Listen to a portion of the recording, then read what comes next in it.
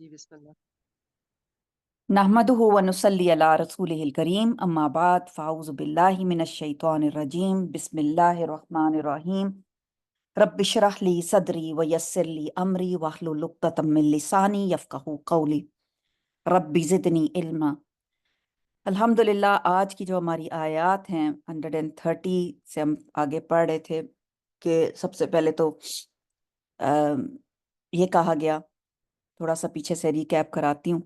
یا ایھا الذین آمنوا، اے لوگو جو ایمان لائے ہو، لا تاکلوا، نہ تم کھاؤ، ربا سود، اضعافاً کئی گنا، مضاعفتاً بڑا چڑھا کر۔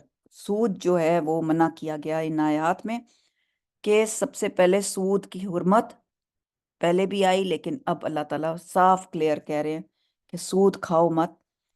واتقوا اللہ، اور ڈرو اللہ تعالیٰ سے، لعلکم تفلحون، تاکہ تم فلاح پا جاؤ۔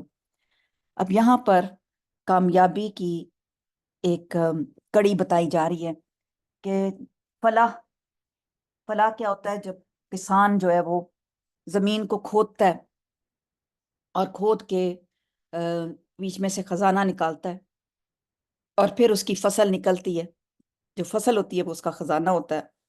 تو اسی طرح انسان اپنی زندگی میں کھود رہا ہے۔ کیا کھود رہا ہے؟ اپنی زندگی کو کھود رہا ہے، مشقت کر رہا ہے، محنت کر رہا ہے، اور وہ محنت اور مشقت جو ہے وہ اس کے کہاں کام آئے گی؟ آخرت میں کام آئے گی، جب وہ اپنی یہ جتنی کمائی ہے وہاں آخرت میں دیکھے گا۔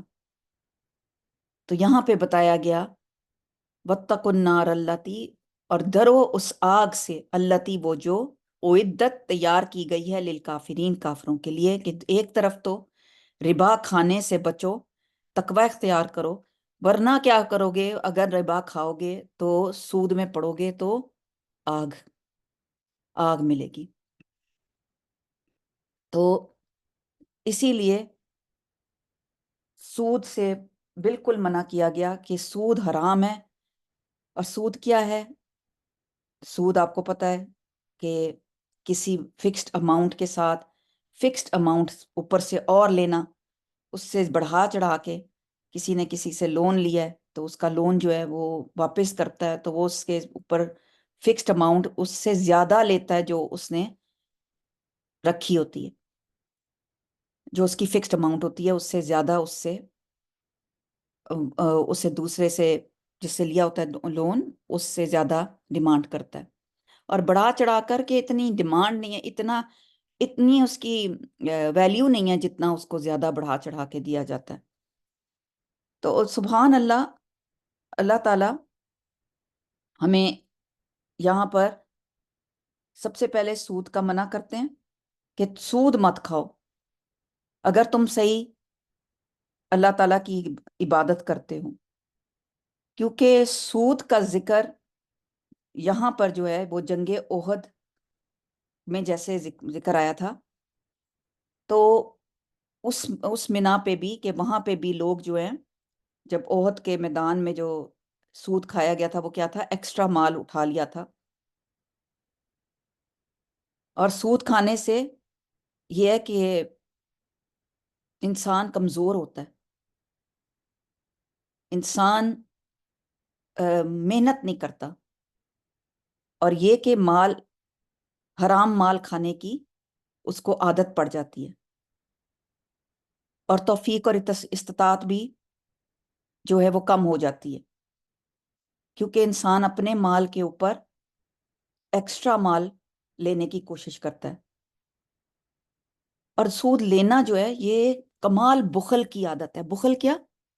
کنجوسی۔ چاہیے تھا کہ اپنا مال جتنا دیا تھا لے لیتا، جتنا سود لینے کی بجائے جتنا کسی کو لون دیا تھا اتنا واپس جو ہے اتنا ہی واپس لینا چاہیے تھا۔ لیکن یہاں پر اپنے مال کو بڑھانے کے لیے ایسا مال ایڈ کر لینا جو بغیر محنت کے ہو، جو مفت کے ہو، اور مفت میں لینا۔ مفت اللہ تعالیٰ کو پسند نہیں ہے کہ مفت کا مال کسی کا ہتھیا لیا جائے یا مفت کا مال ایڈ کیا جائے۔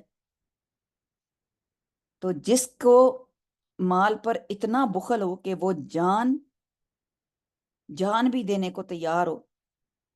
اور جب انصار کے یہود کے ساتھ سودی لین دین تھے، بہت زیادہ تعلقات تھے، اور یہ جنگ احد میں منافقین جو تھے وہ یہود کی وجہ سے نقصان ان کو پہنچتا تھا، تو اس کو حرام قرار دے کر ان کے تعلقات کو ختم کر دیا گیا. کہا کہ اب آئندہ سے کوئی نہ سود لے گا نہ کوئی لے دے گا، یہ حرام ہے. اور اس پہ سود جو ہے اس کی بھی حرمت آ گئی. حالانکہ یہاں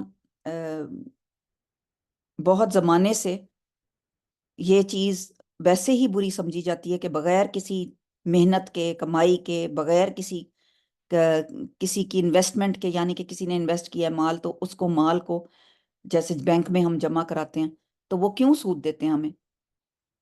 ایک اور بات بہت پتہ ہے کہ میں ڈاکٹر ادریس سے اس دن بات کر رہی تھی تو ڈاکٹر ادریس کہنے لگے کہ جو لوگ بینکوں سے سود آتا ہے ان کو، مثال کے طور پہ ہم نے ڈپازٹ کروایا ہے نا، آپ نے ڈپازٹ کروایا یا میں نے ڈپازٹ کروایا، تو جو ڈپازٹ کے اوپر سود آتا ہے وہ سود جو ہے وہ آپ بینک کو واپس مت کریں، آپ اس کو نکال لیں اور نکال کر اس کو راہ للہ استعمال کریں. ایسی جگہ پر جہاں مسلمز اور نان مسلمز ہو، مثال کے طور پہ کنواں کھدوانا، اس میں مسلمز اور نان مسلمز دونوں کے لیے استعمال ہوتا ہے. پانی کا نلکا لگوانا، ضروری نہیں ہے کہ پانی کا نلکا جو ہے وہ زکوٰۃ کے پیسوں سے لیا جائے. پھر ایسی چیز کروانا جس میں سود سے، جیسے کہیں مسجد بن رہی ہے وہاں کے واش رومز بنوا دینا، وہاں کی سڑک کے لیے کوئی جگہ لے لینا. سبحان اللہ، اللہ کی شان کہ ابھی ہمیں مین روڈ سے سڑک چاہیے اپنی مسجد کے لیے، تو اگر کوئی کسی کے پاس انٹرسٹ کا پیسہ ہے اور وہ دینا چاہے تو وہ پوری سڑک آ سکے، کیونکہ سڑک سے کسی نے بھی استعمال کرنی ہے، مسلمز نے بھی استعمال کرنی ہے، نان مسلمز نے بھی استعمال کرنی ہے. تو سبحان اللہ، اللہ کا شکر ہے کہ اگر کوئی یہ سود آتا ہے تو اس کا استعمال بھی بتایا گیا علماء نے کہ اس کو کہاں استعمال کرو. اور پھر تجارتی جو لین دین ہے اس کے اندر تو ویسے ہی کہا گیا تجارت جو ہے وہ حلال ہے اور سود جو ہے وہ حرام. سودی کاروبار جو ہے اس کو بھیانک صورت بتائی گئی کہ یہ بڑا غلط قسم کا مال ہے، اگر یہ کھاؤ گے تو جہنم. اور اضعافاً مضاعفہ کے الفاظ سے مزید یہ پتہ چلتا ہے کہ سود زیادہ کھانا اور زیادہ سے زیادہ بڑھاتے چلے جانا یہ بھی ظلم ہے. تو صرف قرض کی ایک ہی صورت ہے جو جائز ہے، اور وہ یہ ہے کہ قرض لو اور پھر اتنا ہی قرض واپس کر دو، جتنا لیا تھا مال اتنا ہی واپس کر دو، اور اس کے اوپر سود مت کھاؤ. یہ تھی اس آیت کی تفسیر. پھر اللہ تعالیٰ آگے فرماتے ہیں کہ بَتَّقُوا النَّارَ الَّتِي أُعِدَّتْ لِلْكَافِرِينَ، کہ اس کے علاوہ جو ہے آگ پھر تیار کی گئی ہے کہ سود خوروں کو اس آگ میں سے ڈرایا گیا کہ جو کافروں کے لیے تیار کی گئی ہے. اس سے معلوم ہوتا ہے کہ سود لینا اور دینا مسلمان کا کام نہیں ہے، یہ کافر کا کام ہے. جو شخص یہ کام کرتا ہے اور باز نہیں آتا پھر اس کو پھر آگ کے لیے تیار رہنا چاہیے. اور کفار کے لیے تیار کی گئی ہے یہ خاص طور پہ یہ جیسے کوئی چیز، جیسے کوئی فنکشن ہوتا ہے یا کوئی کام ہوتا ہے تو اس کے لیے تیار کیا جاتا ہے کہ یہ آپ کے لیے آگے looking forward for this event. تو اسی طرح اللہ معاف کر دے، آگ جو ہے وہ ہے تیار پڑی ہے، جانا کس نے، اس نے. اور پھر ایک اور جگہ پہ کہا گیا نا سورۃ البقرہ میں، ایسے شخص کو اللہ تعالیٰ کی طرف سے جنگ کا اعلان بھی کہا گیا کہ وہ اللہ اور رسول کے ساتھ جنگ کر رہے. اس کے بعد وَأَطِیعُوا اللَّهَ وَأَطِیعُوا اللَّهَ وَرَسُولَهُ لَعَلَّکُمْ تُرْحَمُونَ، اطاعت کرو اللہ کی اور رسول کی اور تاکہ تم رحم کیا جاؤ. اللہ اور رسول کی اطاعت کیا ہے؟ فرما برداری. اطیع اطاعت ہوتی ہے کہ یعنی اللہ تعالیٰ کی رحمت کا وہ امیدوار وہ شخص ہو سکتا ہے جو اللہ تعالیٰ اور اس کے رسول صلی اللہ علیہ وسلم کی فرما برداری کرتا ہو، کیونکہ پیچھے جو سود ہے، سود کھانا اور دینا اللہ تعالیٰ کی رحمت کی امید اس شخص کو نہیں ہونی چاہیے. یہ پھر دو اپوزٹ چیزیں ہیں. تو یہاں پر کہا گیا کہ اللہ اور رسول کی اطاعت، فرما برداری. اور کیوں فرما برداری؟ لعلکم ترحمون، کیونکہ ہم ویسے تو حق ادا ہی نہیں کر سکتے عبادت کا. جیسے اللہ تعالیٰ نے کہا ہے ویسی تو نہ ہماری نماز ہے، نہ ہمارے روزے ہیں. روزہ رکھ کے ہم اکثر ٹی وی دیکھ رہے ہوتے ہیں، ڈرامے دیکھ رہے ہوتے ہیں، کچھ نہ کچھ ایسی غلط چیز، شاپنگ کرنے چلے جاتے ہیں، کوئی نہ کوئی ہمارے ساتھ ہم کوئی غیبت کر بیٹھتے ہیں. میں کہتی ہوں کہیں نہ کچھ ہمیں کوئی ایسی چیز ہو جاتی ہے ہم سے. ہمارا روزہ کوئی نیک پاک صاف روزوں کی طرح کہ سارا دن عبادت میں اور فرما برداری میں گزرا ہو، کبھی ایسا ہو نہیں سکتا. تو اللہ تعالیٰ کا رحم ہی ہوگا ہم پر، اور رحمت ہی ہوگی جو رحمت سے ہی اللہ کی ہم کہیں کسی پار لگیں گے، ہم کسی جگہ پہنچیں گے. لیکن اس کے بعد کی آیت بہت ہی خوبصورت آیت ہے. وساریو، وساریو کون سا یہ کس وزن پہ ہے؟ فاعلو. فاعلو ایک تو ایک دوسرے کے ساتھ جلدی کرنا، سین را عین سرا،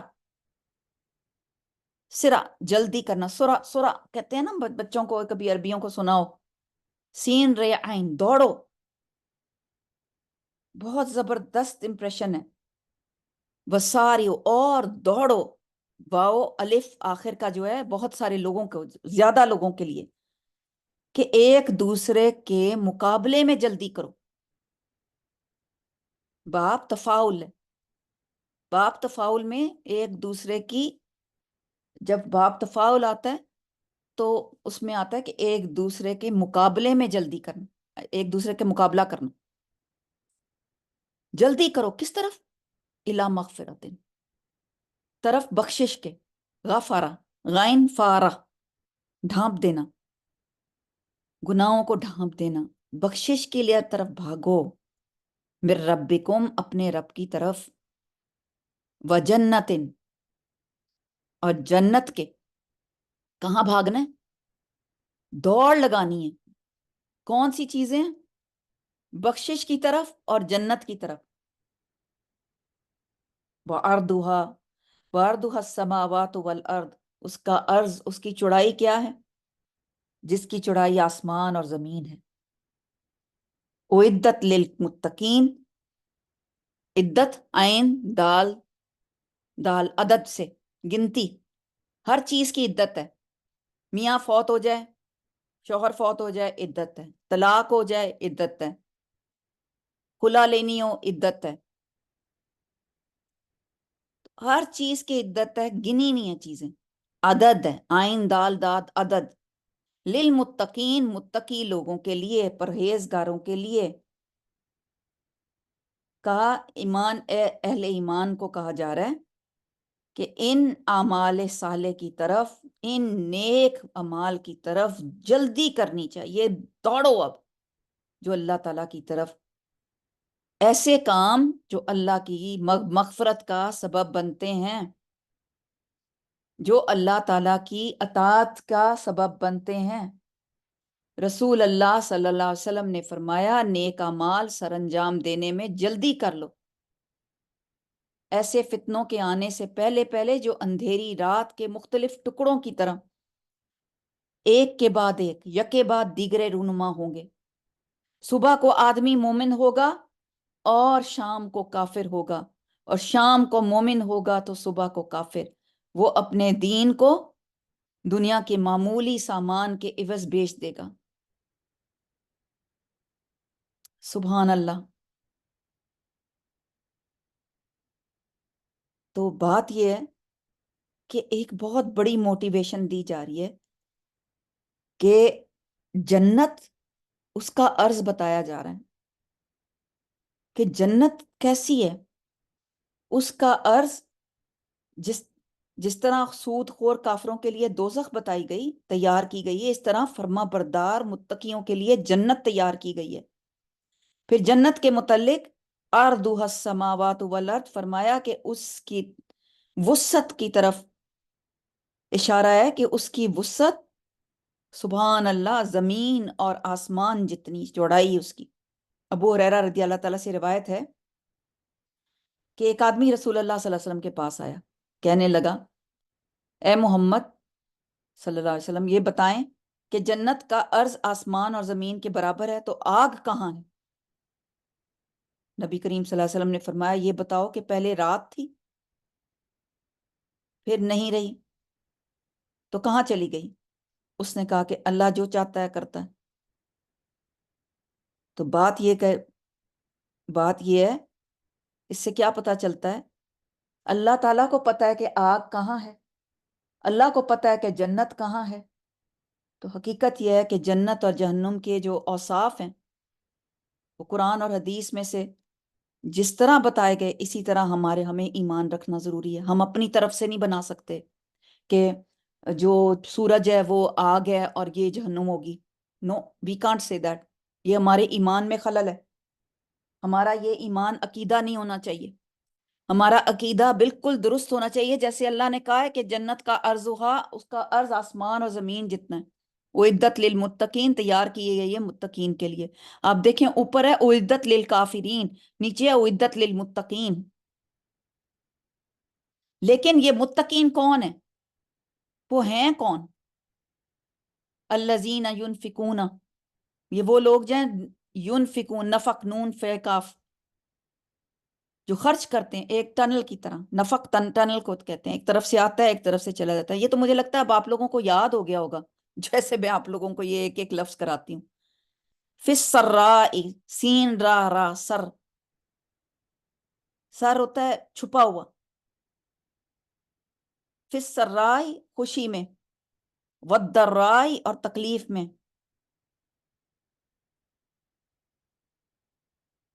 تو جو لوگ، یہ وہ لوگ ہیں جو خوشی اور تکلیف میں خرچ کرتے ہیں. کون ہے وہ متقین. کن کے لیے؟ جن کے لیے جنت ہے اور مغفرت ہے. دو چیزیں ہیں. اگر کوئی مغفرت اور جنت چاہتا ہے، الذین ینفقون فی السراء والضراء اور تکلیف میں، والقاظمین الغیظ اور ضبط کرنے والے ہیں. قاظم قاف ضاد میم، قزم ہوتا ہے جو کنٹرول کر جاتا ہے. تکلیف میں اور خوشی میں اپنے آپ کو کنٹرولڈ کریکٹر. قاظم الغیظ، سخت غصے کو. غیظ ایسا غصہ ہوتا ہے. تو ان آیات میں اہل جنت کی جو صفات بتائی جا رہی ہیں کہ سب سے پہلی جو صفت ہے وہ خوشحالی اور تنگ دستی میں ہر حالت میں اپنی استطاعت کے مطابق خرچ کرتے ہیں، اور نیک کاموں اور اللہ کی رضا کے لیے مال صرف کرنے والے ہیں، چاہے وہ تنگ ہوتے ہیں تب بھی، اور جب مشکل میں ہوتے ہیں تب بھی، اور جب خوشی میں ہوتے ہیں تب بھی. انہیں اللہ تعالیٰ کی یہ چیز غافل نہیں کرتی. دوسری صفت ان کی یہ ہے کہ وہ غصے کو قابو کرنے والے ہیں، اور غصہ ان کے اوپر چھا نہیں جاتا، کیونکہ رسول اللہ صلی اللہ علیہ وسلم نے فرمایا پہلوان وہ نہیں جو پچھاڑ دینے والا ہو، بلکہ پہلوان وہ ہے جو غصے کے وقت اپنے آپ پر قابو رکھے. ابو ہریرہ بیان کرتے ہیں کہ ایک آدمی نے آپ صلی اللہ علیہ وسلم سے عرض کی مجھے وصیت فرمائیے کچھ. آپ نے فرمایا لا تغضب، لا تغضب، لا تغضب، فرمایا غصہ مت کرو. اس نے کئی دفعہ درخواست کی، پھر بار بار کہا کہ مجھے کوئی اور نصیحت. آپ نے فرمایا لا تغضب، لا تغضب، غصہ نہ کرو، غصہ نہ کرو. انسان غصہ چھوڑ دے تو کتنی بڑی آفتوں سے بچ جائے. اور پھر ایک اور حدیث مجھے بہت پیاری لگتی ہے ابن عمر کی. وہ روایت کرتے ہیں کہ رسول اللہ صلی اللہ علیہ وسلم نے فرمایا کہ اللہ تعالیٰ کے نزدیک سب سے زیادہ اجر والا گھونٹ غصے کا گھونٹ ہے، جو آدمی اللہ کے چہرے کی طلب میں پی لیتا ہے. تو سب سے زیادہ جو گھونٹ ہے وہ غصے کا گھونٹ ہے، گھونٹ پی جانا. اور اس کے بعد پہلی صفت یہ ہے کہ وہ خرچ کرتے ہیں، دوسری صفت یہ ہے کہ ضبط کرنے والے ہیں غصے کو، عافینہ اور درگزر کرنے والے ہیں عن الناس، اور درگزر کرنے والے ہیں لوگوں کو، معاف کرنے والے ہیں. عافینہ عن الناس، اور یہ دراصل غصہ پی جانے کا ایک لازمی آگے نتیجہ ہے، ایک انجام ہے. رسول اللہ صلی اللہ علیہ وسلم نے فرمایا تین چیزوں پر میں قسم کھاتا ہوں، تین چیزوں پر میں قسم کھاتا ہوں. کون کہہ رہا ہے؟ رسول اللہ صلی اللہ علیہ وسلم. صدقے سے مال کم نہیں ہوتا، نمبر 1، صدقے سے مال کم نہیں ہوتا. اللہ تعالیٰ معاف کر دینے سے بندے کی عزت میں اضافہ فرماتا ہے. اللہ تعالیٰ معاف کر دینے سے بندے کی عزت میں اضافہ فرماتا ہے، اور جو اللہ کے لیے نیچا ہوتا ہے اللہ اسے اونچا کر دیتا ہے. جو اللہ کے لیے جھکتا ہے اللہ اسے اونچا کر دیتا ہے. تو یہ ہے، اور یہ کس کے لیے؟ واللہ یحب المحسنین، اور یہ اللہ تعالیٰ ہے جو محبت کرتا ہے محسنین سے. ہا سین نون حسن، محسنین احسان کرنے والے، محسنین جو کہ بہت ہی احسان کا مقام رکھتے ہیں. اور اللہ محسنین سے محبت کرتا ہے، جو احسان کرتے ہیں، دوسروں کو جتاتے نہیں، اللہ ان سے محبت کرتا ہے. والذین اذا فعلوا، اور یہ وہ لوگ ہیں جو جب فعلوا کرتے ہیں فاحشتن، کوئی بے حیائی کی بات ان سے ہو جائے، کوئی ایسی بات ان سے ہو جاتی ہے تو یہ کیا کرتے ہیں؟ او ظلموا، یا ان سے کوئی ظلم ہو جاتا ہے اپنی جان پر. یعنی کہ اگر انسان ہونے کے ناطے ان سے کوئی ایسا گناہ ہو جاتا ہے، منہ سے کوئی بات ایسی گندی نکل جاتی ہے، کوئی گالی نکل جاتی ہے، فوراً اللہ تعالیٰ کو یاد کر کے کیا کرتے ہیں؟ انفسکم، اپنی نفس پہ اگر کوئی ظلم کر بیٹھتے ہیں، ذکر اللہ کا ذکر کرتے ہیں، فوراً اللہ کا یاد کرتے ہیں، فاستغفروا، اور پس معافی مانگتے ہیں، بخشش مانگتے ہیں، لذنوبہم، اپنے گناہوں کی. وَمَن یغفر، اور کون ہے جو بخش دے، ذنوب، گناہوں کو، زا نون بے، ذنب ہوتا ہے گناہ، الا اللہ، سوائے اللہ کے. الفاظ وہی ہیں، اس لیے یہ آیت کرا دی. ولم، اللہ تعالیٰ کہتے ہیں کہ یہ ایسے لوگ ہیں، کیونکہ نبی صلی اللہ علیہ وسلم نے فرمایا ایک آدمی نے گناہ کیا تو کہا کہ اے میرے رب، میں نے ایک گناہ کیا ہے، تو مجھے وہ بخش دے. تو اللہ سبحانہ تعالیٰ نے فرمایا میرے بندے نے ایک گناہ کیا تو اس نے جان لیا کہ اس کا ایک رب ہے جو گناہ بخشتا ہے اور اس پہ پکڑتا ہے، سو میں نے اسے بندے کو بخش دیا. پھر اس نے ایک اور گناہ کیا اور کہا کہ اے میرے رب، میں نے ایک اور گناہ کیا ہے، تو اسے بخش دے. تو اللہ تعالیٰ نے فرمایا میرے بندے نے جان لیا کہ اس کا ایک رب ہے جو گناہ بخشتا ہے، اس پر پکڑتا ہے. فرشتوں گواہ رہو کہ میں نے اپنے بندے کو بخش دیا. پھر بندہ رکا رہا جتنا اللہ نے چاہا. پھر اس نے ایک اور گناہ کیا تو کہا اے میرے رب، میں نے ایک اور گناہ کیا ہے، تو اسے بھی بخش دے. تو اللہ تعالیٰ نے فرمایا میرے بندے نے جان لیا کہ اس کا ایک رب ہے جو گناہ بخشتا ہے، اس پر پکڑتا بھی ہے. فرشتوں کا پھر کہا کہ گواہ رہو کہ میں نے اپنے بندے کو بخش دیا، سو وہ جو چاہے کرے. بات یہ ہے، اس سے کیا پتہ چلتا ہے کہ اللہ تعالیٰ ہمیں بار بار ہم گناہ کرتے ہیں اور معاف کرتا ہے، اور اللہ تعالیٰ کو ایسے بندے بہت پسند ہیں جو گناہ کریں اور پھر معافی مانگیں، پھر گناہ کر دیں پھر معافی مانگیں. پھر اس پہ اڑ نہ جائیں، اصرار نہ کریں۔ وہ کیسے کہ اللہ تعالیٰ نے کہا ولم، اور نہیں، یسرو، وہ اصرار کرتے، سواد رارا، وہ اصرار کرتے، بار بار کمپلین کرنا، بار بار بولنا، الا ما فعلوا،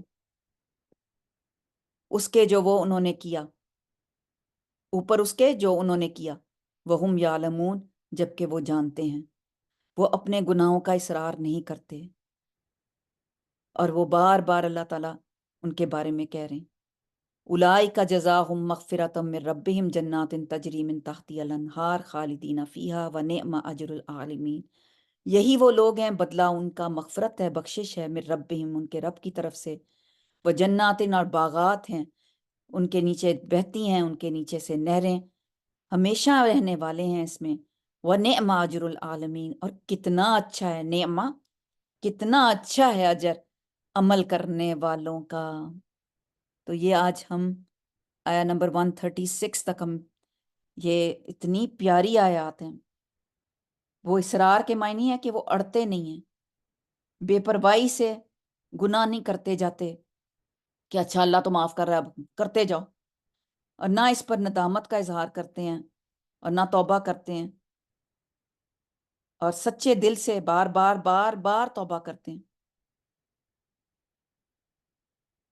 ورنہ اگر کسی شخص سے سچے دل سے توبہ کرنے کے بعد گناہ سرزد بھی ہو جاتا ہے تو وہ اس پہ اصرار نہیں کرتے، جیسا کہ پیچھے فائدے میں گزرا ہے کہ بہم یعلمون، یعنی کسی کام کے گناہ ہونے کے کا علم ہونے پر اس پر اصرار نہیں کرتے، اور یہ ڈھیٹ نہیں بن جاتے کہ اب بس میں نے کر لیا تو میں اب کرتا ہی چلا جاؤں، ایسے نہیں کہتے۔ تو اولئک جزاہم مغفرۃ من ربہم، اللہ تعالیٰ نے کہا کہ یہ لوگ ہیں جن کی جزا جو ہے سبحان اللہ ان کے رب کی طرف سے بڑی بخشش ہے۔ اللہ ہمیں یہ بخشش نصیب کرے، ہم اپنے غصوں کو کنٹرول میں رکھیں۔ 3 چیزیں ہیں کرنے والی یہاں پر۔ کیا 3 کام تھے؟ اللہ کے راستے میں خرچ کرنا، اور یہ آپ نے اپنے مائنڈ میں رکھ لینا کہ کیا مجھے 3 کام کرنے ہیں، اور کہیں پہ بھی یہ شیئر کریں، آپ کا ہوم ورک ہے کہ یہ آپ نے شیئر کرنا ہے کہ ان لوگوں کے لیے، متقی لوگ جو ہیں، ان کے لیے کیا اللہ تعالیٰ نے کہا ہے کام؟ جنت مسٹ ہے ان کے لیے۔ وہ لوگ جو ینفقون فی السرائی، کون سی آیت ہے مجھے بتائیں، میں کس آیت کے بارے میں بات کر رہی ہوں؟ 130، کون سی ہے؟ 134، کہ وہ خرچ کرتے ہیں خوشی میں، تکلیف میں، نمبر 2 غصہ کنٹرول کرتے ہیں، اور پھر درگزر کر دیتے ہیں، معاف کر دیتے ہیں۔ کتنی بڑی 3 باتیں ہیں، 3 باتیں لکھ لیں اپنے لیے کہ یہ ہم نے کرنا ہے، اور ہم نے، اللہ تعالیٰ پھر ہمیں محسنین میں شامل کر دے گا، اور اللہ ہم سے محبت کرے گا۔ کیوں نہیں ضرورت ہمیں قرآن پڑھنے کی بار بار؟ ان ریمائنڈرز کی ہمیں کیوں ضرورت ہے؟ کیسے لوگ کہتے ہیں کہ ہمیں قرآن پڑھ لیا ہے، ہم 4 آیتیں پڑھیں، اس پہ غور کریں، اب بھاگو، دوڑو نیکی کمانے کے لیے، مغفرت کے لیے دوڑو اللہ کی۔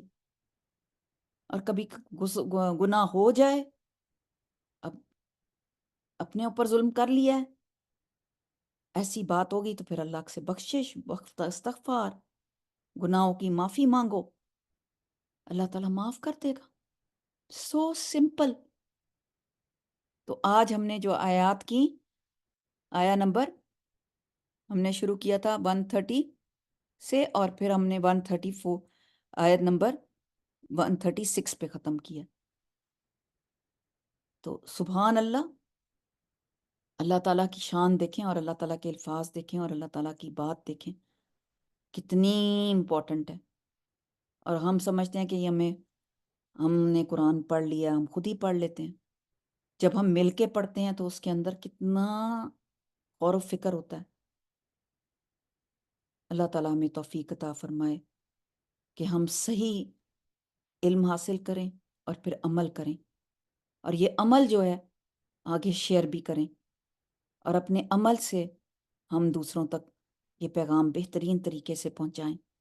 بارک اللہ فی، جزاک اللہ خیر، سبحانک اللہم و بحمدک، اشہد ان لا الہ الا انت، استغفرک و اتوب الیک، وآخر دعوانا الحمدللہ رب العالمین۔ جزاک اللہ خیر۔